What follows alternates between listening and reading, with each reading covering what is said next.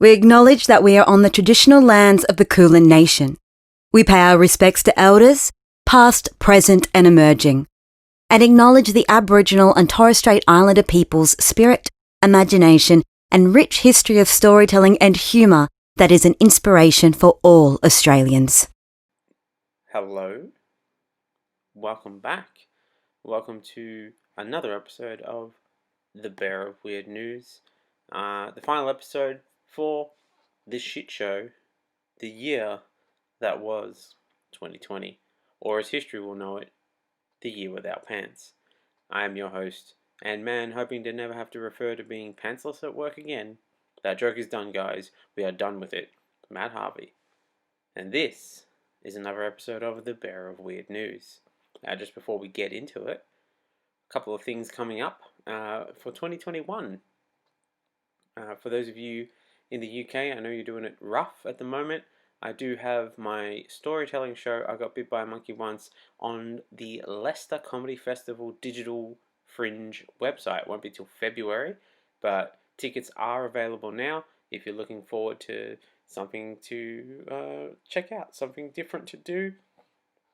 You know, because you'll be sitting in your house anyway, more than likely, but at least this will be something that you can watch that won't ruin your Netflix algorithm.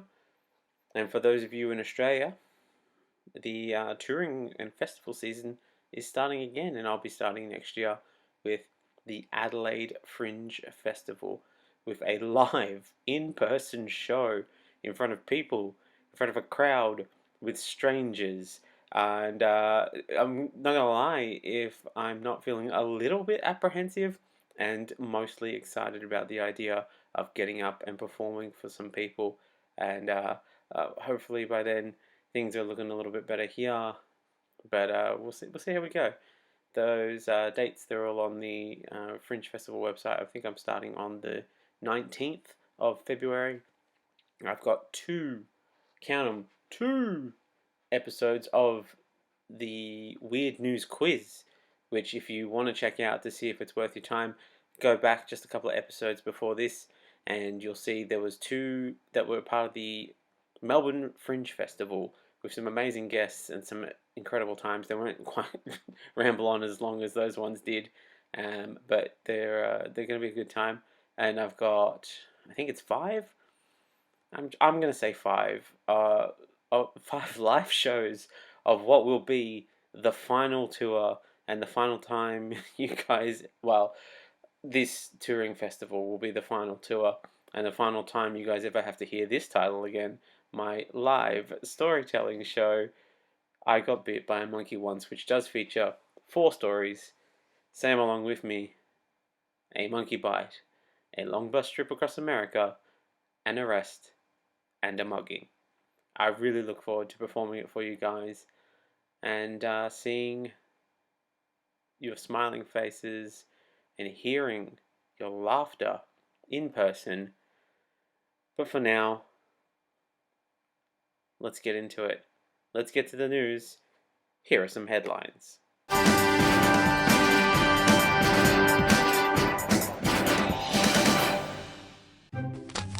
Dr. Fauci has made the claim that notorious jolly home invader Santa Claus is immune to the COVID-19 pandemic.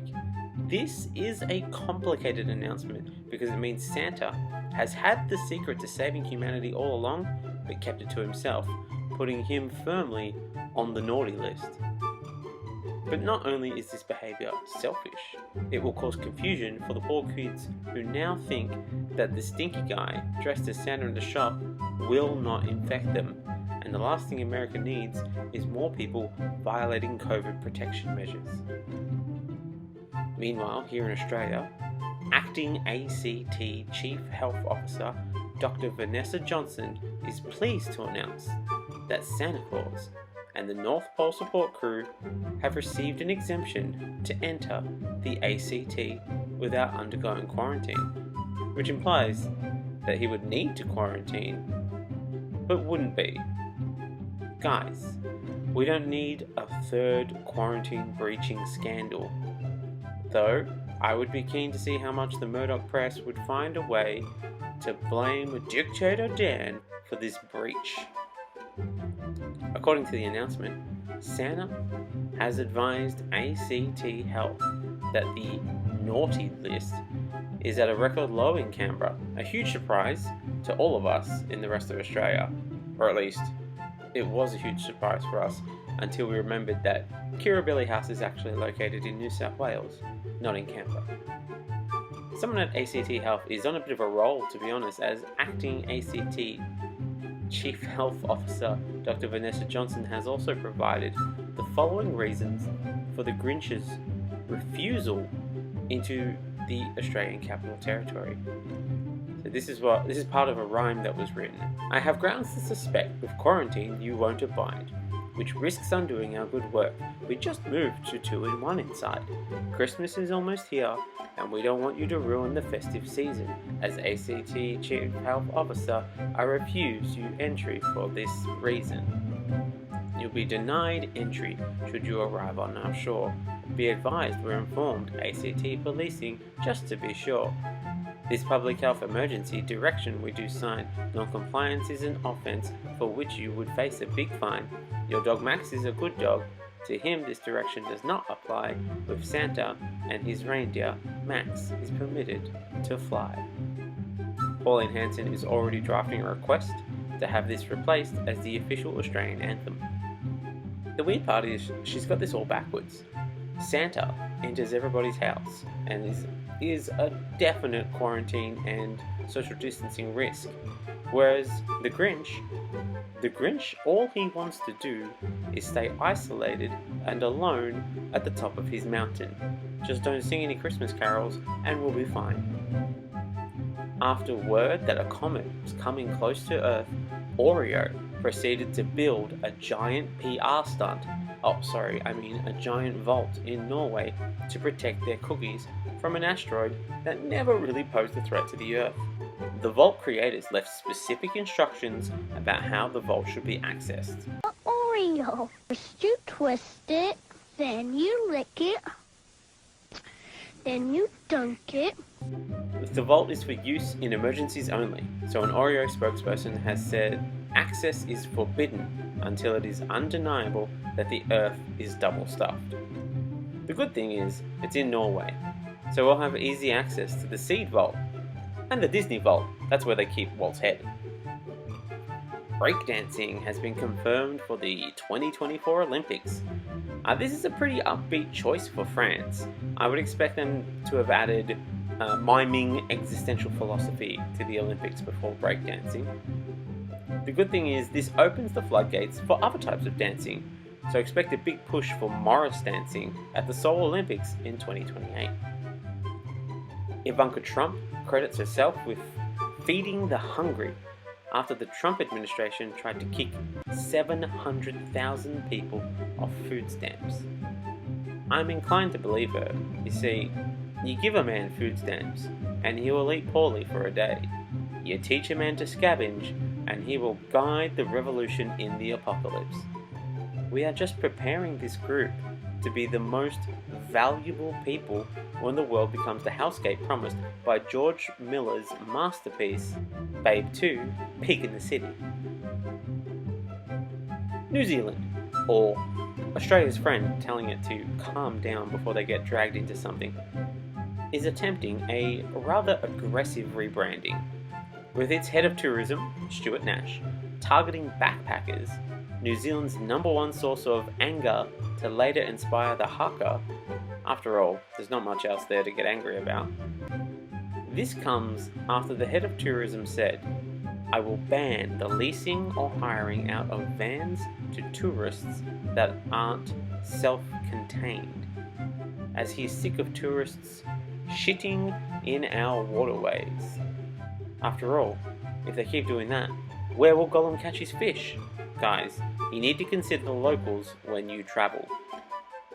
Nash went on to say, if you're willing to pay for a camper van, at least you have the ability to dispose of your excrement in a way that meets our sustainability goals, and quite frankly, our brand. Presumably that brand being New Zealand. We won't take your shit. Scott Morrison has been forced to walk back comments made in Parliament regarding his political party. He said, "On this side, if you're good, you get a job." Now this does go away to explain why Peter Dutton is not the PM, but it does fail to account for how Morrison got the job. According to BuzzFeed News, ICE investigators have issued a subpoena demanding BuzzFeed News identify some of its sources. In a strongly worded response, BuzzFeed said, "We won't be revealing our top sources, but you won't believe who number 4 is." Rapper, businessman, and former drug dealer Jay-Z has started a new business venture. He's a drug dealer, starting his new marijuana business, Monogram. He looks forward to nobody using his premium service so that he can write off all the drugs as a tax loss. And you can look forward to hearing about it on his next album, The Black Chronic 2, The Producers. After an antitrust lawsuit sparked by behaviors like Google paying Apple billions a year to be the default search engine on iPhones, Apple is looking to distance itself from any close internal scrutiny. Because who needs a deep probing after the year that we've had, eh? If you'd like to know more about the success of people trying to outdo Google as a search engine, you can just Bing it. In an effort to dismiss a lawsuit, a corporation who has a higher number of COVID-infected workers than it has dollars paid in tax, Amazon, claims when you purchase a TV show or a movie on Amazon Prime Video, you don't actually own it. This is all just the flagship product of Amazon's latest subsidiary, Amazon. The minimalist arm of the corporate giant wants you to question the nature of your relationship to things, be happy to pay for things without needing to possess them, you selfish prick. How else will we save the planet if you selfishly insist on owning things that you've paid for? What even is ownership, except the impulse to possess items that will tie you to this materialist plane, forcing you to reappear in the cycle of samsara and be forced to live another lifetime under the oppressive boot of capitalism? Just give it all away. Imagine no possessions. It's easy if you shop with Amazon. A climate change commitment from the ANZ to halt lending to its largest customers unless the business can prove carbon transition plans by next year has been cautiously welcomed by conservationists, but has enraged some senior Nationals MPs. I mean, come on, this is the thing that sets you off, not the laundered money or anything else. This. You're supposed to be the party of the farmers. You're supposed to be the farmers' party. Farmers need an environment to farm in. You can't grow all your crops in a backyard bunker of manure and potatoes. There is only so much Matt Damon behaviour that we can endure as a species. Today, 5 former Prime Ministers are banding together vowing to receive the COVID vaccine. Very clever, former PMs. You're no longer a priority, except as a brave example for others. Good hustle. Very good hustle. I respect the game. I would like to formally announce that I am also willing to get the vaccine publicly as an example for all redheads, all white men, and all people named Matt, to show them that it is safe. Line me up. So which former PMs are getting the shot? Let's have a little look here. John Howard is leading the charge. Wait a minute now. John Howard is in his 80s, so he'd likely get it early anyway. But he has screwed over millions of Australians in his time as PM. Then again, he did the guns thing. Alright, you get a pass, but only because of the guns. Julia Gillard. Let's see, Julia Gillard. People might not like her, but she didn't actively hurt anyone. So alright, go ahead, you get a pass too. Joined by Kevin Rudd, Malcolm Turnbull. Well, they are attempting to bring the Murdoch empire into the spotlight as the parasites that they are. So, alright, we'll give them a pass. And Tony Abbott. Abbott? For starters, he works in the UK now. The UK can give him his publicity stunt. Nobody respects you enough to see this as an action worth following. If anything, you'll put a worse stank on the vaccine than any anti-vaxxers could ever do. But even the ones who I think would set a good example, or at least a half-passable example, they should then take this as a precedent for future behaviours, seeing as they're all still on a taxpayer salary. If we're going to be introducing new measures, then all the former PMs must also be beholden to the conditions of whatever new measures we introduce. Cashless welfare cards? Cool. Former PMs can trial it for a year before we force it on the public. Robo-debt? No worries. Let's go back over your spending, your government spending, and apply these measures to them, and let's see what we can get back first. Cuts the job seeker? No worries. All former PMs will live on that amount for a year before we roll it out to the public. Then, and only then, they've earned their queue jumping on vaccines. In fact, they might even have to participate in the development process just to have the money to feed their families. We're always looking for healthy volunteers. Australian coal has been blocked indefinitely by Beijing as China continues to punish Australia economically for its push for a coronavirus inquiry and criticism of China's national security legislation and human rights records. Australia criticising another country on its human rights records is like the pot calling the kettle black and then locking it up for being a refugee while being black. Maybe now that Beijing, the second largest importer of Australian coal, is no longer buying from Australia, it's time to consider investing in new forms of power production. Options the government might consider before solar, of course, because we're never going to do that. Converting manure into a power source.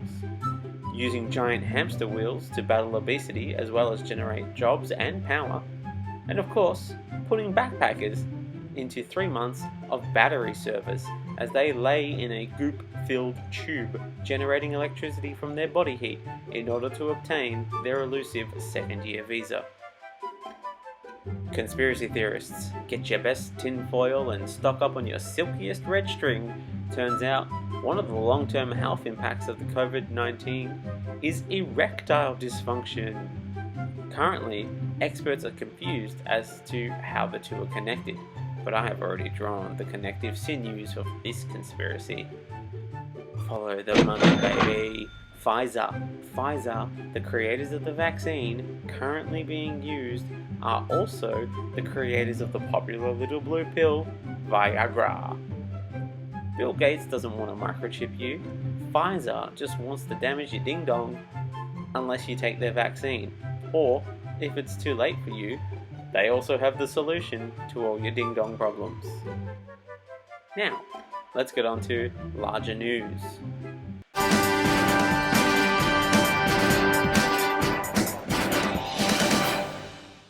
UK lockdown news. As the UK prepares to receive its first vaccine, there's still a lot of anticipation over the order of receiving the vaccine, with the first recipients set to be frontline workers and people over 80. This leaves a lot of people still vulnerable and presumably still in lockdown.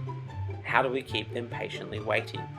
Well, there's been a lot of talk about the effectiveness of the lockdown decision and what measures can be implemented to make the lockdown more effective. A new paper by research group SAGE, the Scientific Advisory Group for Emergencies, which, if I am being honest, sounds like they worked hard to make that backronym work. But this new paper suggests that young people told to isolate due to the coronavirus should be offered free gaming. An idea so simple that Victorians leaving lockdown are considering a trip to the UK. The new SAGE paper warns compliance with COVID-19 restrictions is substantially lower and declining among people aged 18 to 29 compared to older age groups. Though they have a strong motivation to adhere, this is undermined by a lack of trust in government and a lack of clear information. I can't think of where they would get this lack of trust from, but hey, this is the world we live in. In order to combat this, the paper recommends young people who are asked to isolate or stay at home should be given good financial and other support such as free mobile phone data, streaming, and gaming. The reasoning is that young people are more oriented towards immediate experiences and rewards rather than long-term consequences, possibly a side effect of growing up being told that their world will end within their lifetimes. Or maybe it's because they spend so much money on avocado toast. Sure, the two don't correlate, but neither does anything else that they blame avocado toast on. This is similar to the service that was initially offered to the occupants of the Ruby Princess, where they were offered free access to cam girl videos as motivation to stay on board the SS Nurgle. This is reminiscent of the musicians who kept playing while the Titanic sank, as these passengers continued to fiddle while everything around them failed. This is one of 4 recommendations in a paper called Increasing Adherence to COVID-19 Preventative Behaviours Among Young People by the Scientific Pandemic Influenza Group on Behaviours. This was considered by SAGE on the 22nd of October, 9 days before the Prime Minister Boris Johnson announced the 4-week lockdown for England, but it was only published for the first time a little while back. The paper does not go into detail on what this free gaming would involve, or how it would be distributed to the young people, though if it's anything like the lunch meals, it'll be waggled in front of them for long enough for them to get reliant on it, only for it to then be taken away.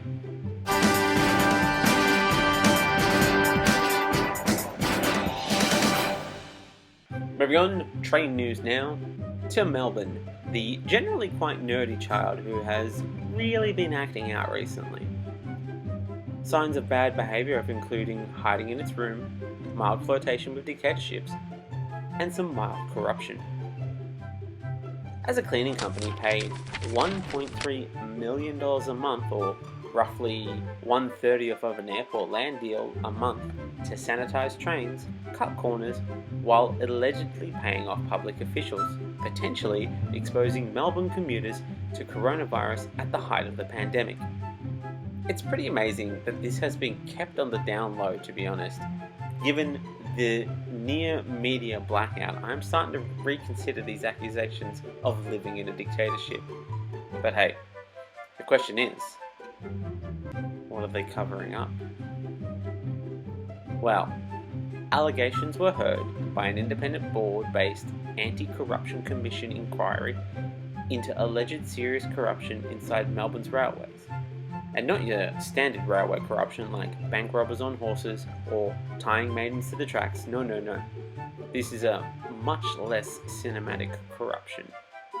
Testimony was heard that V-Line chief executive and man who looks exactly like a man who would be caught stealing government money, James Pinder, pocketed monthly payments from cleaning company Unclean, along with $320,000 in funds which were spent on his $2.5 million home.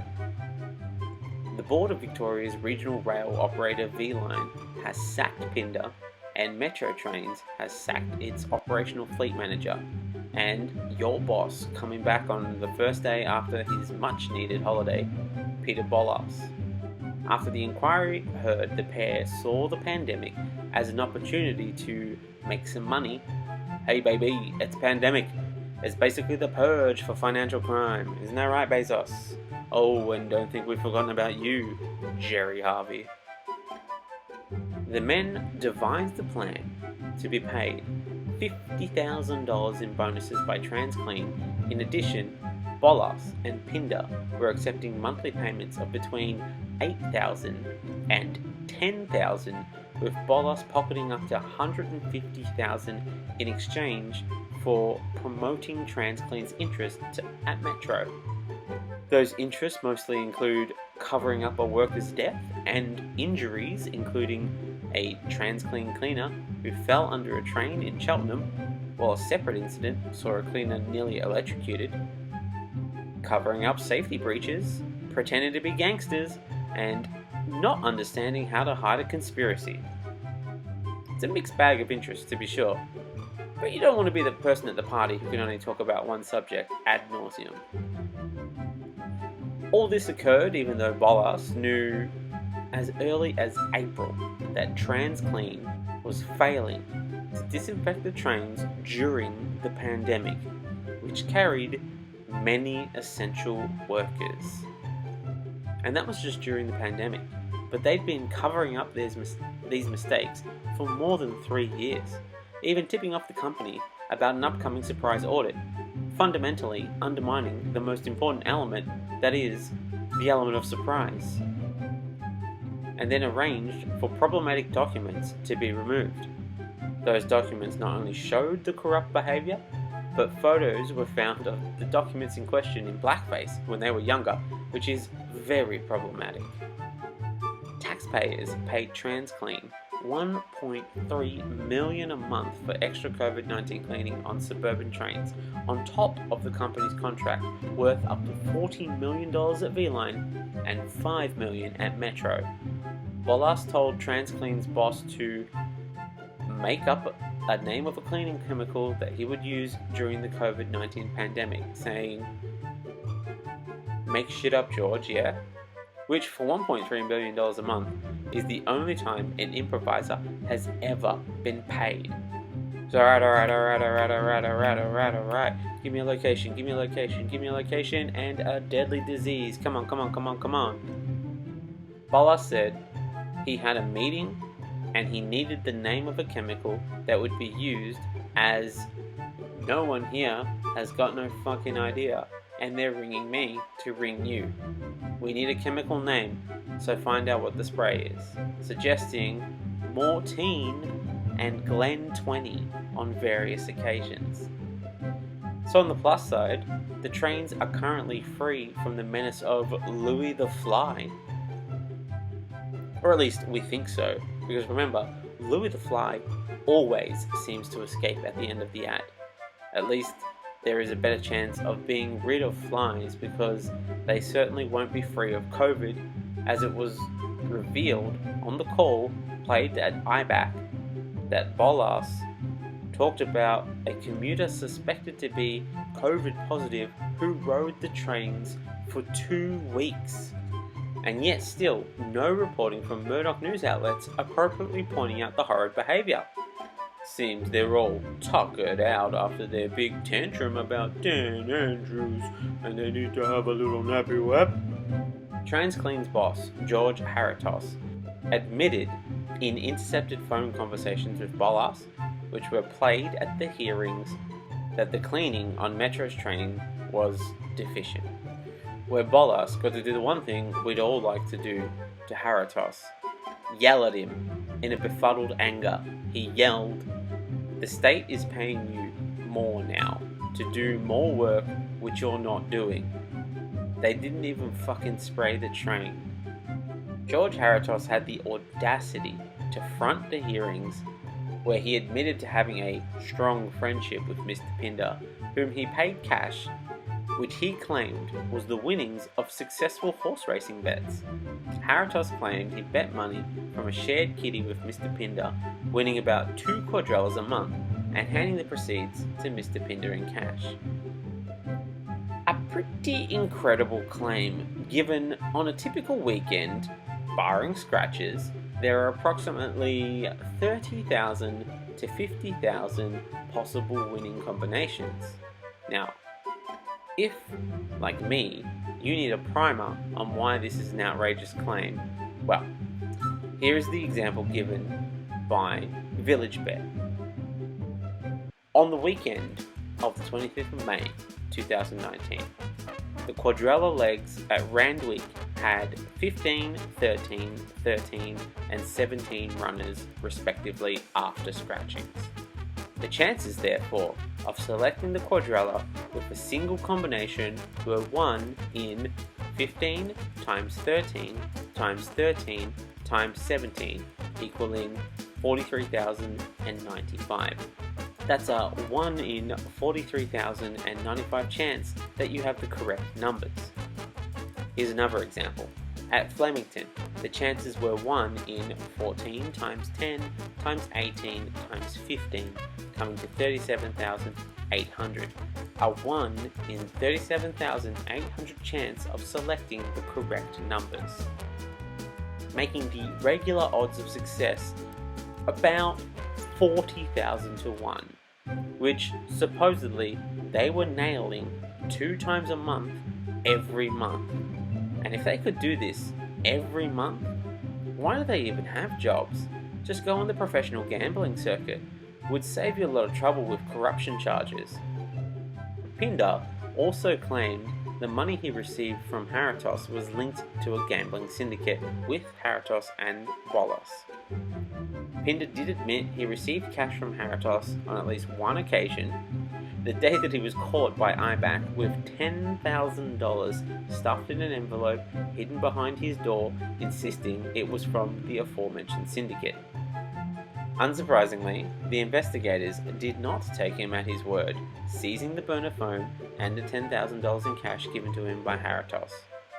And they might have gotten away with it too, but Bolas has blown up the spot, denying knowing this syndicate exists and confessing that he was paid in exchange for furthering Unclean's business interests. Now where does that take us? Well, a current affair has gotten its hands on the story, and as atrocious as the behaviour of these corrupt heads of service are, what ACA are trying to get away with is even worse. Have a listen to this. He always calls it a sprinkle, doesn't he? So this turn of phrase is, to them, the centre of the story. He's the CEO caught taking a sprinkle. Or was that hundreds and thousands? Hundreds and thousands are named that because of the seemingly uncountable nature of the small candies. And why, I'm going to repeat, why are you obsessing on this? Even showing up at his house with a packet of donuts. Tried one last time with some incentives. We anticipated you might give us donuts, so we brought some donuts. And these will be your favourite because they've got sprinkles on them. And aside from the obsession with donuts in this report, they then reported on their website that the sacked boss of Victoria's regional rail operator has declined to apologise to taxpayers after a corruption probe. Now, I am not a defender of Pinder. Not at all. He's done terrible things. But that is not at all what he said. Literally, all he has said is that he is not allowed to talk about it. Literally, he says, I'm not allowed to talk to anybody. You can see it in the footage right here. So, is maybe an apology you'd like to express? I just can't talk to you guys. Though, he did say, I'm off to see the doctor. I'm not allowed to talk to anybody. If I talk to you, I'll be breaking the law. oh, now you're concerned with breaking the law? Seems a little late for that. But to be fair, the tolerable allowance for late arrivals to understanding the law when running a train network is roughly 80.6%, although they apparently thrive for 82%.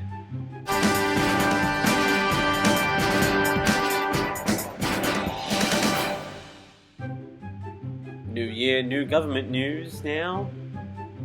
Minister for Government Services and the only minister I would genuinely believe is a lizard in a man suit, Stuart Robert, has revealed a second beta of MyGov's replacement should be rolled out by the end of 2020. Because the government's feeling all in a rut and wants to shake things up before the new year. New year, new LMP. Woo! This new MyGov will include the integration of a digital identity service. So if you are unsure, here is an extremely reassuring ad that they put together. It's like having 100 points of ID on your phone. You can use MyGov ID when you want and where you want. So presumably, this doesn't take into account my desire to never use it, and never use it not anywhere. So what else have you got to say? To protect your identity and stop fraud, the app uses the security features in your device, like your fingerprint or face recognition. Now, come on guys, you cannot fool me by using the old, "Oh well, you're already using these features, what's the difference?" Two things. I don't use these features. Not out of mistrust.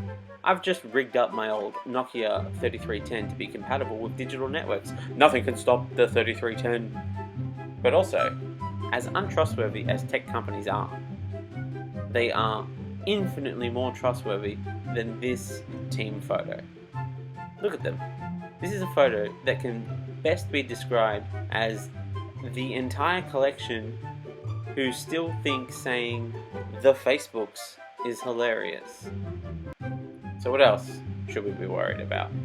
Firstly, download the MyGovID app. Alright, let me stop you there.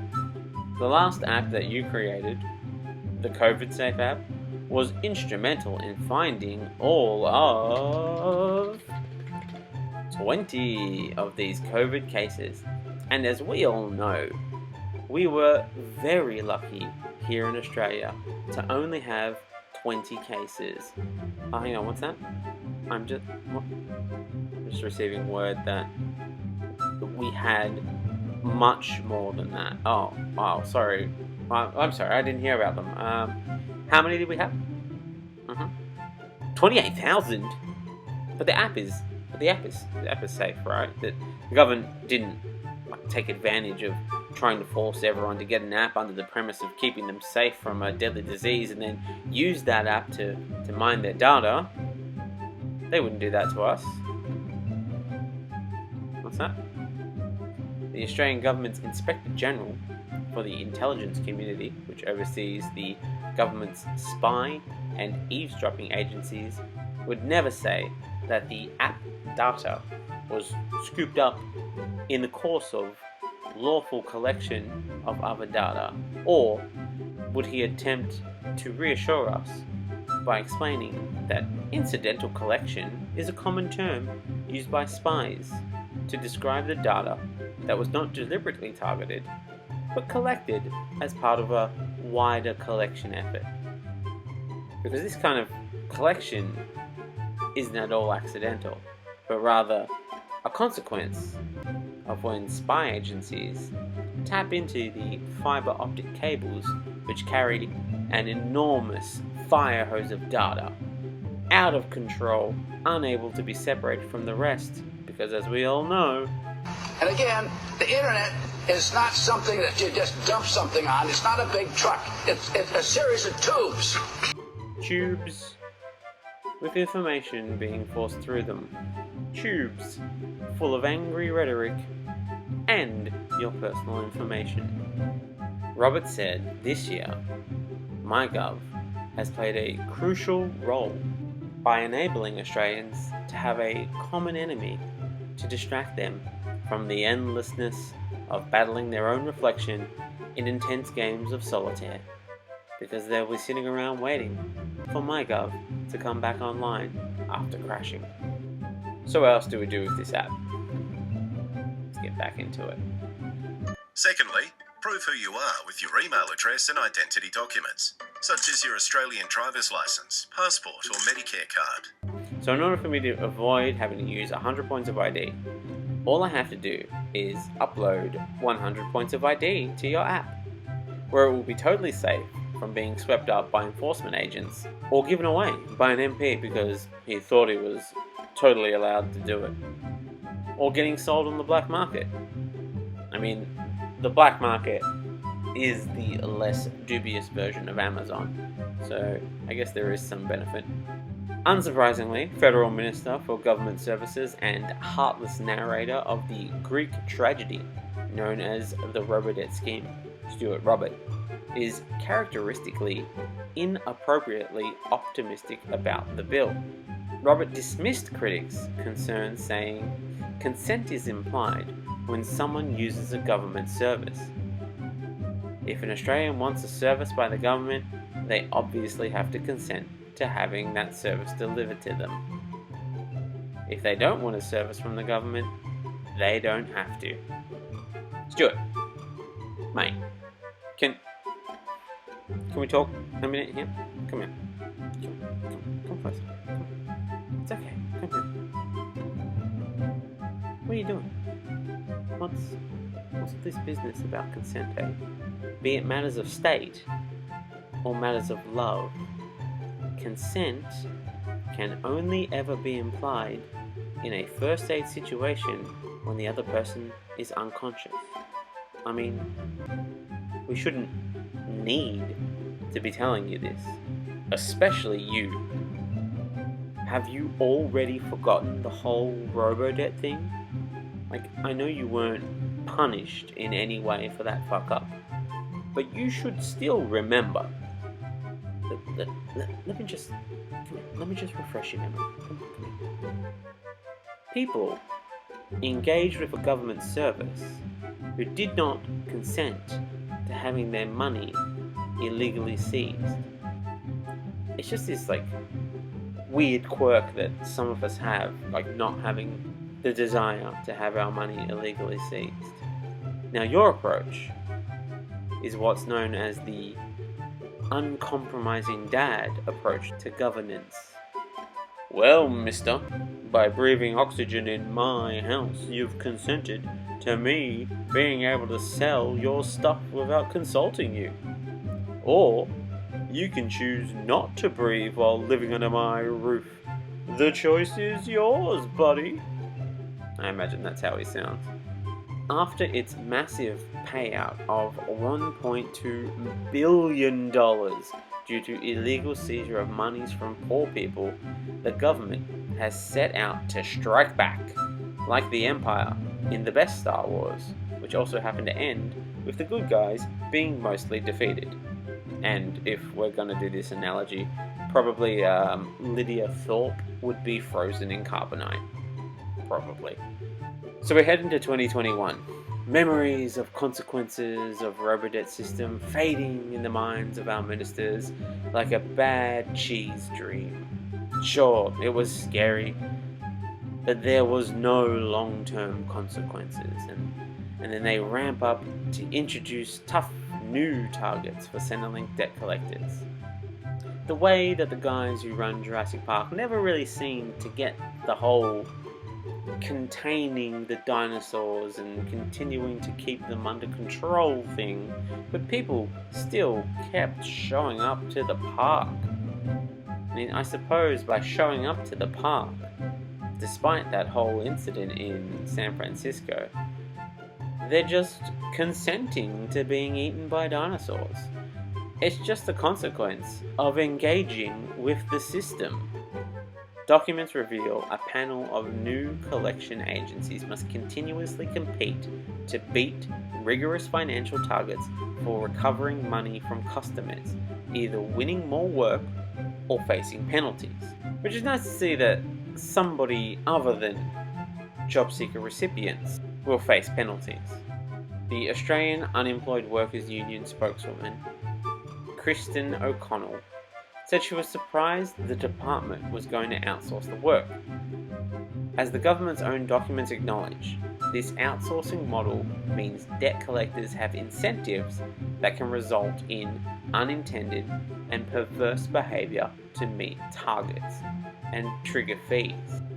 Elsie Klein, who's a senior lecturer in public policy at Australian National University, who has done extensive research on robo-debt and other government collection programs, said, "There's an almost encouragement that you're seeing there around performance and going after people. When there are performance measures, people cut corners, and that can encourage unscrupulous behaviour because they're trying to maintain a level of performance. I mean, just look at these ticket inspectors here, maintaining performance levels without compromising service." You just let me go. Wait, I really let go. I can't breathe properly. I can't breathe properly. I can't even breathe.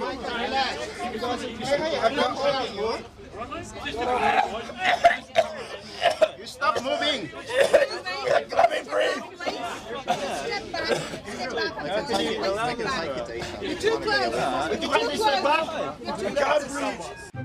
Ah, such an inspiration for us all. One thing, though, that welfare recipients can take on board as a reassuring step in these new debt collection agencies is that they will be working hard to maintain their workloads, and whether or not these new external debt collectors break the law will not be weighed in as a factor in winning contracts, as they do not have to obey. And why should they? If they're gonna make it in the cutthroat world of scraping back support systems from the working class, they need to be able to do whatever it takes to ensure that they get their man. How can they compete with all the other entities that are trying to rip off the poor and get unfettered power and control? Let's look at some of their main competitors. In the blue corner, the first and oldest system of systemic oppression of anyone without money.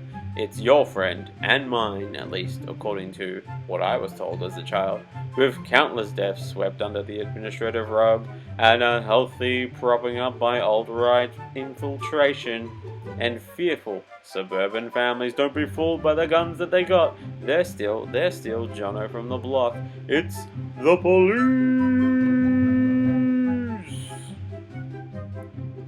And in the red corner, pretending to be your salvation while cutting back on contracted positions and lobbying to pay you less and less by the law, and straight up offering you a wage below a living wage, and then threatening you with the possibility of starvation and homelessness if you try to better your situation, underpaying you while never paying any taxes, injuring millions worldwide, and expecting you to show up to work the next day. It's the best form of our welfare. Give it up for capitalism. I mean, people say it's mostly a two-party system, but there's still some room on the ballot for the little guys. And despite all their government backing, these guys are young, scrappy, and ready to throw down. They're just a bunch of Boba Fetts, and at the end of every year, one of them gets blindly knocked into the Sarlacc pit. Better watch out. I look forward to making the whole system affable by creating a faux reality TV show to make you relate to the workers in that position. It will be the breakout Foxtel hit reality show, Wrapped, the Welfare Cheat Hunter.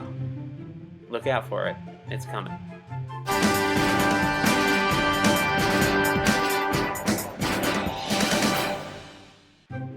Moving on now to punishing the poor news. After a vigorous battle in Parliament and the Senate, it seems the cashless welfare card has failed to be enshrined, but has been put rather on an extended 2-year service to see if we can gather more information about oppressing the poor. The cashless welfare card, otherwise known as the anti-fun card, think about it, trying to feed chocolate to your kids, ooh, bad parent, cut off. I mean, really, this sort of behaviour should be a last resort, a punishment, sort of like a 3 strokes and you're on the card for a year. Maybe like a license. Maybe we can get a demerit point system happening where if people show that they are continuously bad with their finances or with their money to a degree that is negligent and detrimental to a family, then we can put them on a system, but also a system whereby they can redeem themselves by getting those points back. Maybe that'd be a better way for it to work, instead of trying to bully people off of the public welfare that they need. The thing is, they want to have this system in place because it makes them look good, but they don't want to have anyone on it. They sort of want the welfare system to be like nipples on a man, purely ornamental, so that they can say that they have the welfare even though no one's collecting it. And I'm not here to kink shame anybody. Nobody should yuck your yum. I am starting to suspect someone in the Liberal Party has a financial dominance fetish, and that they think that they are helping everyone by allowing them the pure joy that they feel every time someone gives them permission to spend. And if this is your thing, Anne Rustin, that's cool. You do you. But don't make me cosplay as you doing you. I don't want to be you. I have my own intricate fetishes that I'm having to deal with, and it's hard enough without you not allowing me to put money aside to pay for my super elaborate fetish toys. I mean, it's a really small amount per week, and I've earned a little treat by being a good boy and saving my money all year. You see, it's not so fun, is it, when someone forces you to unwillingly be complicit in their thing. Hey, you know what? Maybe I'm going about this all wrong. Maybe I need to adjust my perspective after all. Certainly, this is the right time to do this, to introduce this sort of card, given the influx of new, lazy Australians who are looking to avoid work. So many of them. Look at all these 106 job seekers for every one job. These are outrageous numbers. How will we ever get the system free of these leeches without the incentive of an old-fashioned bullying to get them off the system? You ask any bully and they will tell you, the system works. I mean, what kind of a world would it be if we didn't put a few of these dorks and nerds in their place? Happy? Maybe. Productive? Not even a little. Bunch of rudderless hippies with no vision. What got human beings to the moon? Being bullied by the Russians. And what sent Elon Musk on a mission to try and drown some Thai boys in a homemade submarine? Being bullied by the internet. All of humanity's best and most reliable, stable examples of humanity have come from bullying. Besides, it's not like University of Melbourne professor Jeff Borland has said that he doesn't see any evidence that the COVID-19 supplement has been a substantial or really any type of major disincentive for people to move into work from unemployment. Surely we would have heard about that. And surely we would have heard if Labour market specialist Sue Richardson had said that keeping payments so low that people lost dignity and hope and suffered material deprivation hurt not only the people who were unemployed, but also the thousands of children who grew up in their households. Surely someone would have pointed out that she knew of no evidence that suggested a low rate of job seeker increased the likelihood of an unemployed person getting a job. I cannot imagine that I wouldn't have heard about that. This, my friends, is the post-evidence age. We don't need it anymore.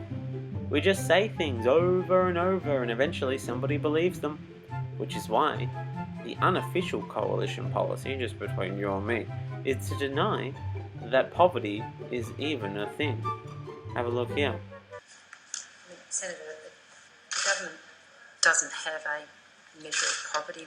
Especially when being pressed by Green's party member and cool aunt allowing you to have a little smoke at her house, just don't tell your mother, Rachel Seward, who's doing her best impression of a dictionary, banging on and on about definitions, claiming just because you haven't got a definition doesn't mean people aren't living in poverty, blah blah blah blah blah. But I ask you, Rachel, even if something has a definition, does it exist? Can I even live in it? A unicorn has a definition, but it certainly doesn't exist. But I can find it in a dictionary, and an airless vacuum exists, but I can't live in it. You're returning to the word poverty again. Typical Greens member. We've already decided the matter. Let it go. Stop banging on about things like climate change, equality, and lifting people out of Poverty. Besides, no doubt, you can just leave the program, right? Why would they set up a program like this if people couldn't leave? Surely, if you meet the criteria, I mean, come on, there is an exemption for those whose mental or physical health is at risk, and that's understandable. And another exemption, which news listeners would be familiar with, if you can demonstrate reasonable management of your affairs, including finances. So that's pretty reasonable, right? Just like our government, the gold standard of responsible financial behavior. I mean, look how well they're doing. So well that they can afford to overpay for land by $27 million. That's way more than it's worth. I bet none of these cashless welfare card holders have that kind of money to throw around. Why? Because they're not responsible. What do they even think this money will get them? Happiness? No, certainly not. It's not going to solve their problems to be able to access their finances. Just ask the greatest philosopher of the 20th century, the notorious B.I.G.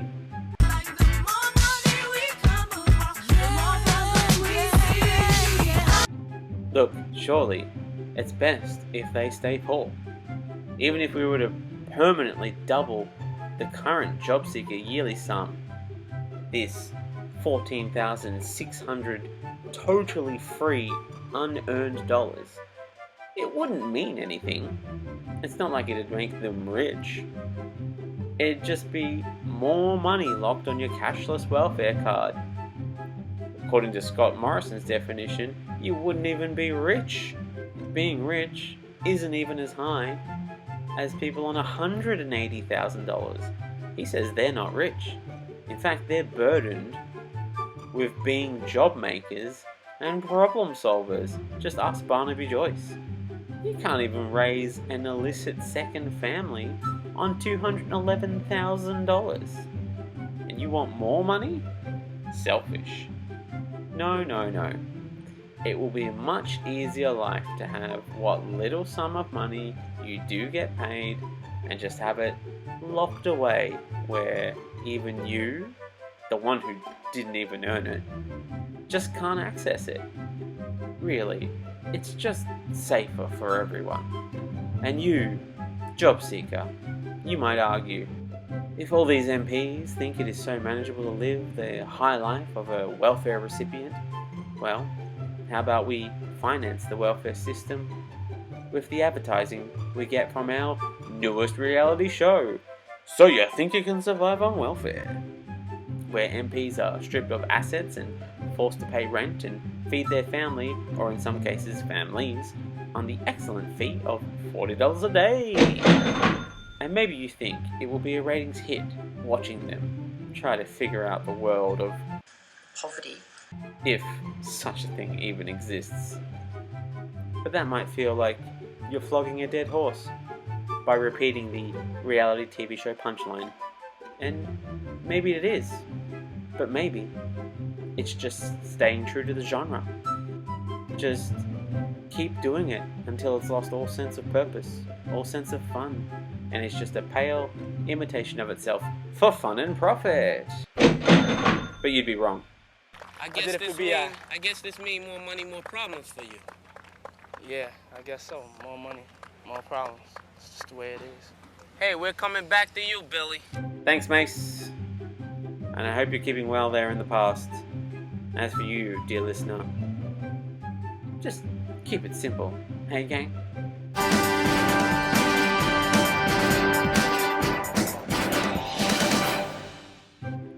On to ABC Bias News now.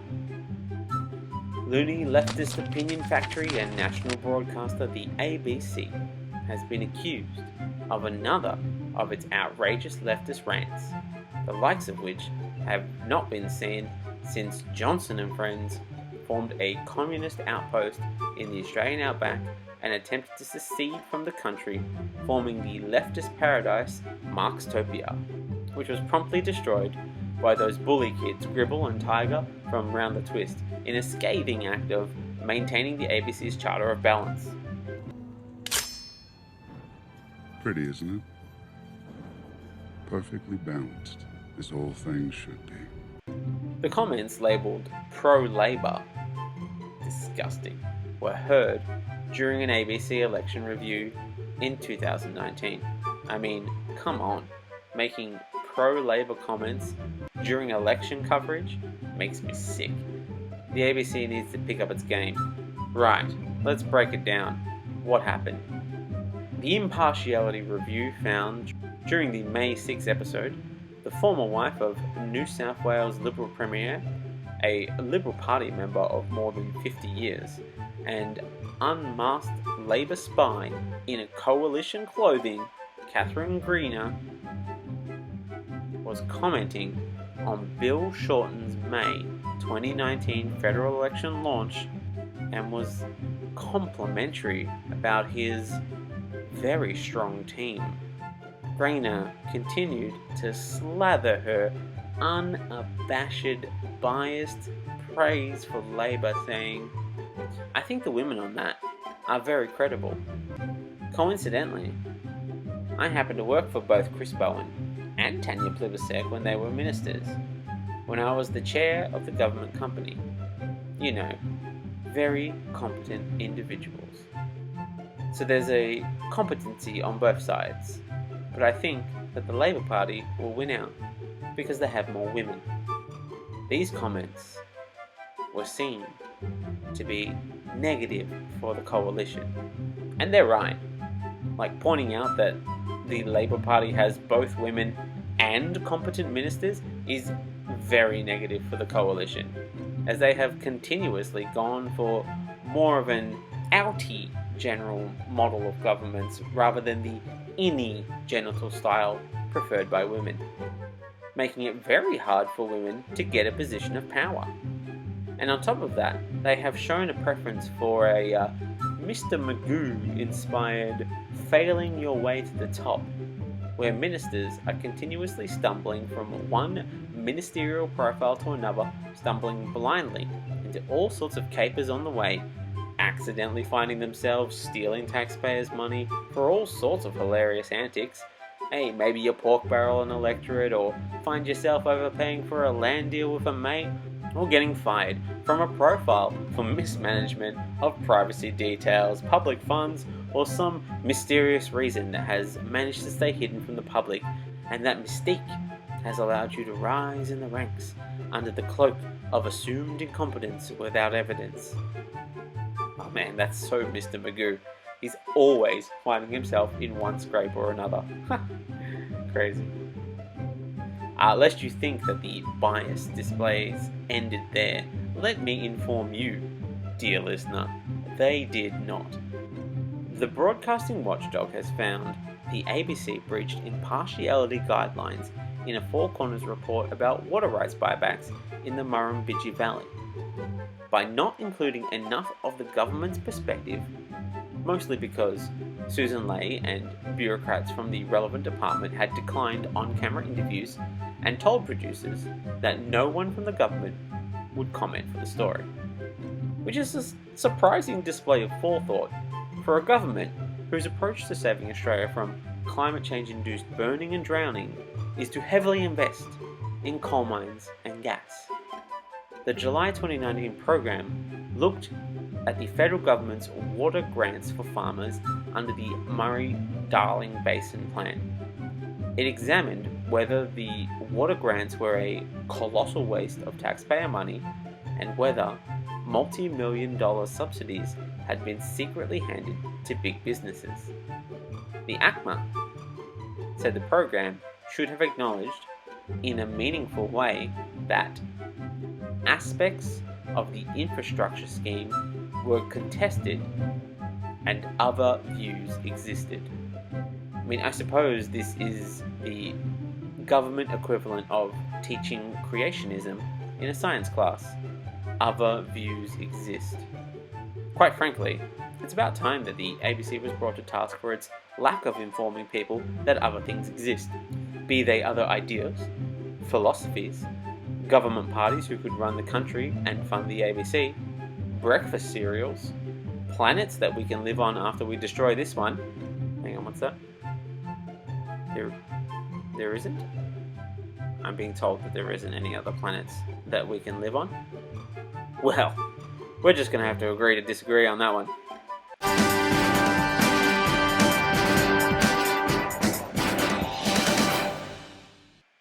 And that, my friends, brings us to the end of another episode of the Bearer of Weird News. I hope that this year has seen you as well as it could, that you have managed to make it through, that things haven't gotten too bad. Do stay safe, do look after yourselves, wash your hands, socially distance when you can. Please wear your mask still. I know it's getting to that point where you're starting to feel like you don't need to, but please continue to wear your masks when you can and when you should. And come see my show in Adelaide. There's no virus there at the moment. Let's all go. But stay safe. And I'll see you in the new year. Bye-bye.